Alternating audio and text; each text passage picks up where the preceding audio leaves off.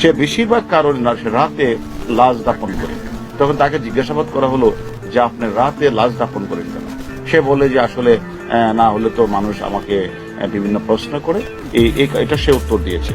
এবং বৃদ্ধা আশ্রমে বৃদ্ধদের চিকিৎসা দেওয়া হয় না বলে গণমাধ্যমে এসেছে, সেটাও তাকে জিজ্ঞাসা করা হলো যে আপনি যে 30-25 লাখ টাকা খরচ করেন, টাকা পান কোথায়? এবং নিজেই ডেথ সার্টিফিকেট তৈরি করে ডাক্তারের সিল স্বাক্ষর জাল করে সে নিজেই মিডিয়ার কাছে স্বীকার করেছেন।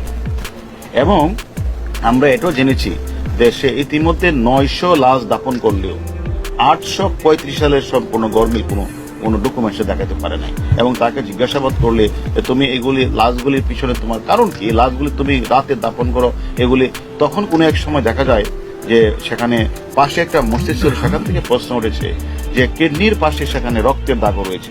তাহলে তার বিরুদ্ধে অজস্র অভিযোগ, যে অভিযোগগুলি আমরা তাকে জিজ্ঞাসাবাদ করব যে লাশগুলি রাতে কেন উনি দাফন করতেন। তার কাছে আমরা জিজ্ঞাসাবাদ করব তিনি নিজে যে স্বীকার করেছেন যে ডেথ সার্টিফিকেটটা উনি নিজে কেন তৈরি করেন, ডাক্তারের সিল স্বাক্ষর উনি নেন না কেন।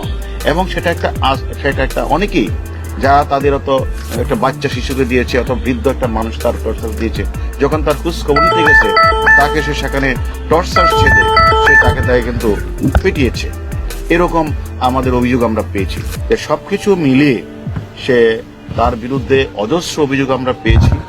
এবং সে এই টর্চার সেলে সে বলেছে তার 2টা আশ্রম রয়েছে, একটা হলো সাভার, একটা হলো সেখানে 500-700 লোক রয়েছে। কিন্তু সে খোঁজ নিয়ে জানা যাচ্ছে সেখানে 20-30 জন 40 জনের বেশি সেখানে লোক নেই। এবং আমাদের কথা হলো আমরা তাকে নিয়ে এসেছি এবং কিছু অভিযোগকারী রয়েছে, তারাও মামলা রুজু করবে।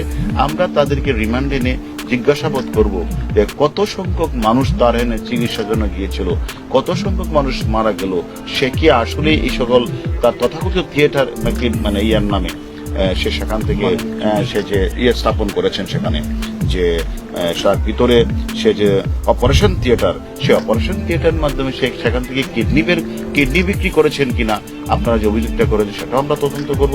এবং কেন সে নিজে ডেথ সার্টিফিকেট নিজেই স্বাক্ষর দিয়ে তৈরি করেছেন, ডাক্তারের স্বাক্ষর কেন নেন নাই, সেটা আমরা খুঁজে বের করব। এবং বেশিরভাগ লাশ তিনি দাঁড়াতে দাফন করলেন কেন, এবং তিনি 2টি আশ্রমের কথা বলে শত শত মানুষের রাখার কথা বলে সেখানে কোনো লাশ নেই, সবকিছু আমরা তদন্ত করে আমরা পরবর্তী পর্যায়ে আপনাদেরকে জানাবো যে আমরা তার বিরুদ্ধে এই অভিযোগগুলি আমরা পেয়েছি।